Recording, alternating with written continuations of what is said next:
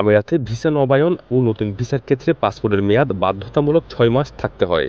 সম্প্রতি সাধারণ ক্ষমা চলাকালীন সময়ে এই নিয়মে পরিবর্তন এনেছে আমিরাত সরকার।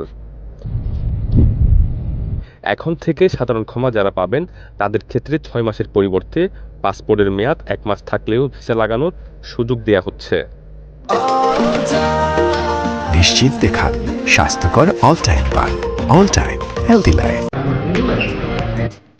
অনেক প্রবাসী যাদের ফাইন ছিল তারা ভিসা লাগাইতে অনেক ঝামেলা হচ্ছিল ভিসা প্রসেসিং করার জন্য, তাদের ৬ মাসের কম পাসপোর্টের মেয়াদ ছিল।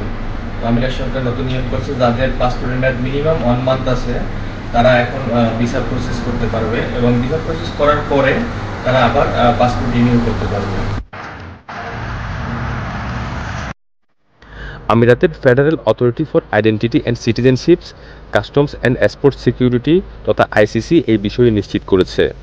মূলত সাধারণ ক্ষমা নিয়ে বৈধতা নিশ্চিত যেন আরও দ্রুত হয়, এজন্য সরকার এমন সিদ্ধান্ত নিয়েছে বলে ধারণা করা হচ্ছে।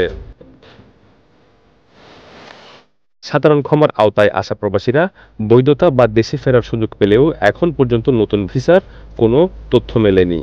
তাই ভিসা ট্রান্সফার বা নতুন ভিসা পাওয়ার আশায় লেনদেনে সতর্কতা অবলম্বন করতে অনুরোধ জানিয়েছেন মিশন এবং ভিসা সংক্রান্ত ও টাইপিং কাজের সাথে জড়িত ব্যবসায়ীরা। নতুন করে কোনো ধরনের বিষয় হচ্ছে না বাংলাদেশ থেকে, প্লাস এখানে যারা নতুন ক্যান্সেল হচ্ছে তাদের বিষয়গুলো এখন হচ্ছে না। সেক্ষেত্রে আমরা কোনো প্রতারণার পাল্লায় যে আমরা না করি, যারা ভিসা লাগাতে চাচ্ছেন তারা টাইপিংয়ের মাধ্যমে, যারা আমরা টাইপিং আছি তাদের মাধ্যমে যোগাযোগ করে যেটা সেটা জেনে তারপরে ভিসা লাগানোর চেষ্টা করবো। ওই এখানে সিস্টেমে টাইপ করে দেখলাম। আমিরাত সরকারের দেওয়া এই সুযোগ নিয়ে জেল জরিমানা ছাড়া অবৈধ প্রবাসীদের দ্রুত বৈধ হতে বারংবার অবহিত করা হচ্ছে বাংলাদেশের দূত মিশনের পক্ষ থেকে। ধারণা করা হচ্ছে সাধারণ ক্ষমার এই মেয়াদকাল আগামী অক্টোবরে শেষ হলে অবৈধ প্রবাসীদের জন্য কঠোর হতে পারে আমিরাত সরকার। ইশতিয়াক আসিফ, চ্যানেল 24, সংযুক্ত আরব আমিরাত।